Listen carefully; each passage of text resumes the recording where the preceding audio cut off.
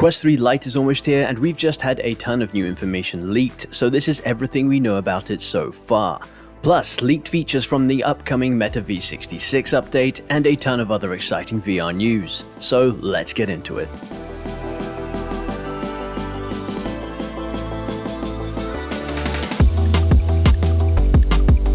What's going on, virtual friends, and welcome to the Virtual Moose channel and the first ever Virtual Lowdown, where we run through all of the latest news in VR, AR, XR, MR, basically all of the realities except actual reality. So let's kick things off with some juicy rumors about the upcoming Quest 3 Lite, or the Quest 3S, depending on what they decide to call it, which is rumored to come out later this year in 2024. So we're expecting this to be the cheaper version of the Quest 3. Just a little bit of context here. The Quest 2 came out and sold a record-breaking amount of headsets because Meta actually subsidized the headsets, so they didn't make money on selling the hardware, the headsets themselves, because they just wanted to get as many of the headsets out into the general public as possible to spread the VR goodness to everyone. Then when the Quest 3 came out, it was, at a significantly higher price point. Still not up to the Apple Vision Pro levels of crazy, but it was higher than the Quest 2, which kind of took a lot of people by surprise. And of course, the Quest 3 didn't make nearly as many sales as the original Quest 2. Now, however, the Quest 3 Lite or Quest 3S is rumored to be coming out at a lower price point to try and really engage the general consumer gaming market. But of course, that will mean it's going to be coming with a few downgrades compared to the normal Quest 3. Though it is actually rumored to be running on the same chipset as the regular Quest 3, so no actual difference in the chipset performance, and that is the Snapdragon XR2 Gen 2. In terms of downgrades, there have been rumors that it will be using Fresnel lenses as opposed to the Quest 3's pancake lenses. If you don't know what the difference is, pancake lenses are basically flat like pancakes, whereas Fresnel lenses have a curve to them, and basically all that means is you get more clarity through the pancake lenses. Like, because they're flat, it's the same clarity no matter where you look in the headset, whereas Fresnel lenses, you kind of have to find a sweet spot in the middle of the lens for things to be perfectly clear. Otherwise, around the edges, it's a little bit blurry or out of focus. It is expected that the Quest 3 Lite will have mixed reality, but some people have questioned whether it will have color mixed reality or if they'll revert to kind of like the black and white that the Quest 2 had. I personally can't see them going black and white because I think Meta have really leaned in heavily with mixed reality on the Quest 3. Like, they've really been pushing that mixed reality life. I think they're all about that now. So it wouldn't make a lot of sense for them to then release a Quest 3 Lite version that couldn't take advantage of the same mixed reality features that they've been investing so heavily in. Because, black and white mixed reality is just, I can't imagine many people using that. I don't know. You let me know if you would use a black and white mixed reality headset.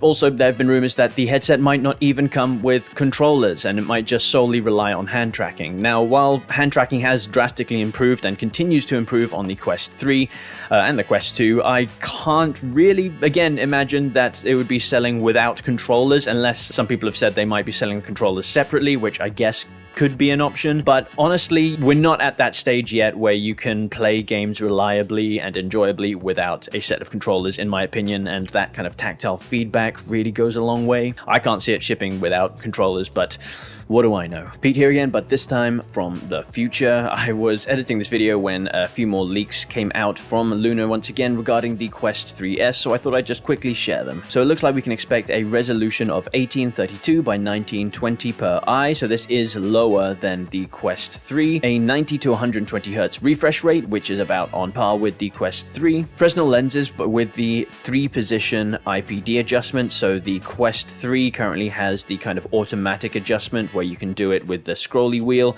This one has only 3 positions, so basically the same again as the Quest 2, which means a little bit less flexibility when it comes to finding the right lens position for your eyes. It's also following the Quest 2 style's glasses spacer, where there's literally an insert that you put into the facial part of the headset to make room for glasses such as these.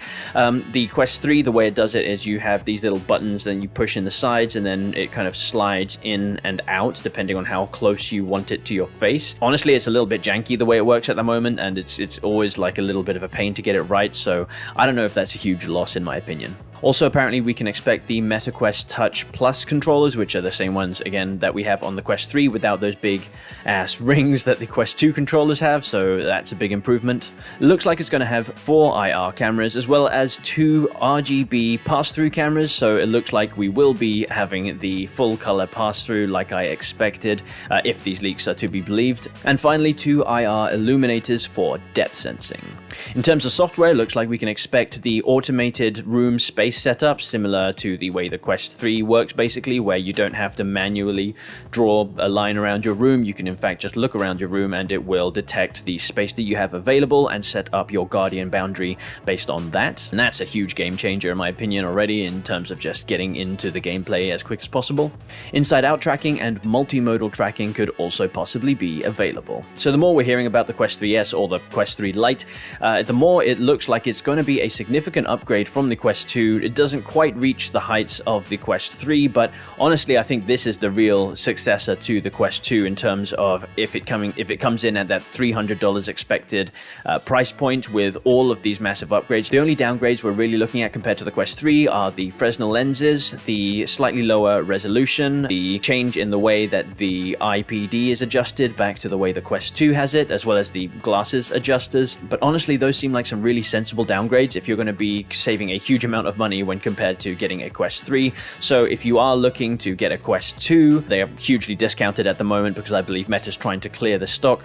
But you might want to hold out and see what price point the Quest 3S or Quest 3 Lite comes in at, because it looks like it could be a real worthy successor. And I think the main point is it will really allow you to get into the world of mixed reality, which Meta seems to be pushing really hard, and that's just not really a possibility with the Quest 2. And also running the same chipset, it will mean that a lot of the Quest 3 exclusive games become hopefully available to you on the Quest 3S. So if you haven't jumped into VR yet and you were considering a Quest 2 because of the price point, maybe the Quest 3S or Quest 3 Lite will be the one that finally gets you in virtual reality. And while I'm still here, you should probably know that there's a bit of a flash sale going on with Meta on the Quest Games Store at the moment, so you can get about 30% off over 100 games, including a lot of big titles such as Contractors Showdown, Resident Evil 4, Red Matter, and Until You Fall. To get the 30% off, you want to enter the discount code May30, and that is only until the 27th of May, so you've only got about another week or so. Gotta say, I really like the regular kind of sales that we got going on the Meta store. It seems like there's always a sale every couple of weeks, so you never really have to pay full price for a game unless you want it immediately as soon as it comes out.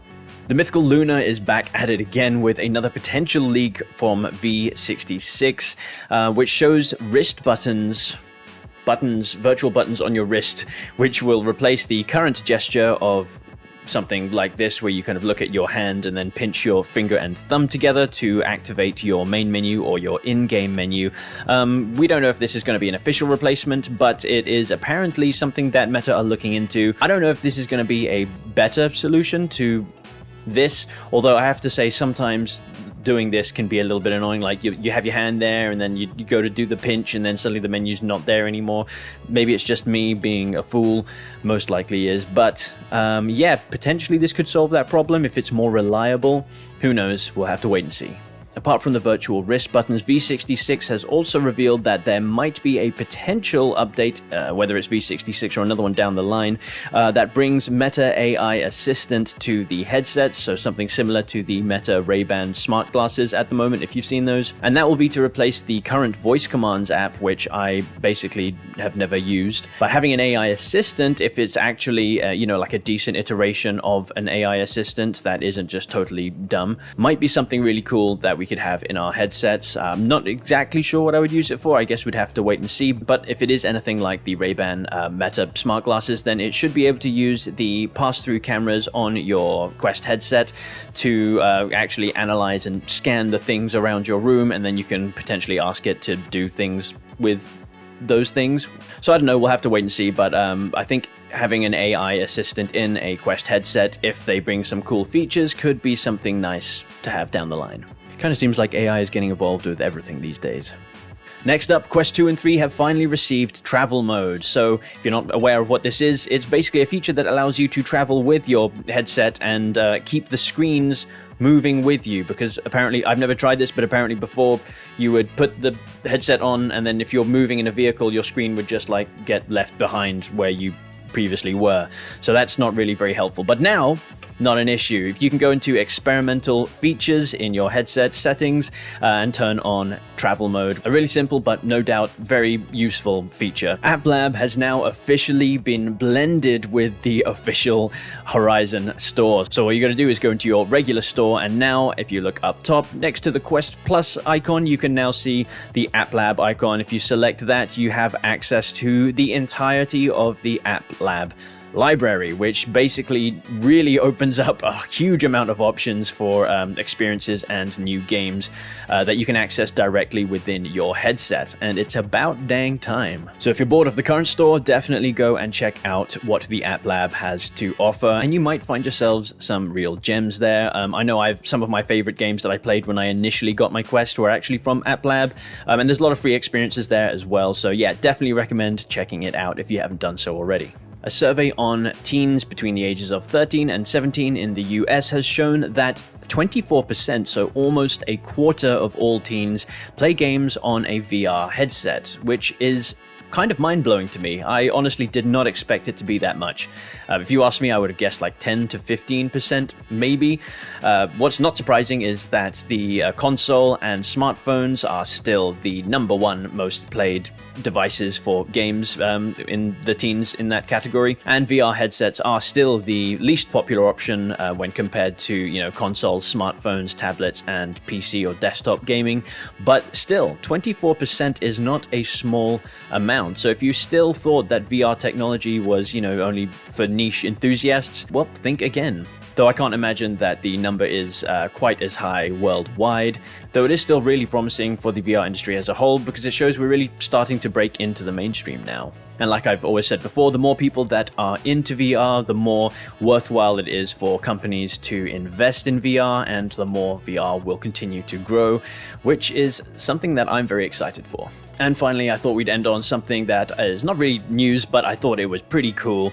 VR blogger Tony Vitillo, also known as Scarred Ghost, shared on his YouTube channel this little experiment that he did where he transformed his entire balcony view into a mixed reality virtual paradise, basically. And I just thought, you can see on the video here what it looks like, but I thought this was really awesome. Unfortunately, it's not something that you can really easily accomplish yourself unless you have a lot of knowledge in Unity and the Meta SDK. However, hopefully maybe someone from Meta sees this and implements this as a future kind of like home environment feature. But I can imagine this being really cool, especially for people who have far from ideal balcony views. I know a lot of people, unfortunately, have pretty miserable views from their balcony. But yeah, this could solve that problem if someone from Meta sees this and decides to implement it as a future home feature. Although now that I mention it, that does kind of give off slightly dystopian vibes, where everyone's got these terrible, miserable real views, but they've just covered it up with this like plastered over virtual view. Yeah.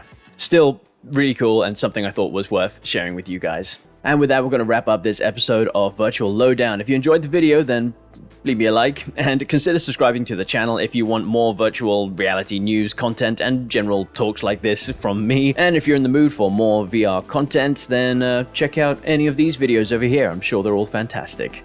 I'll see you guys in the next one.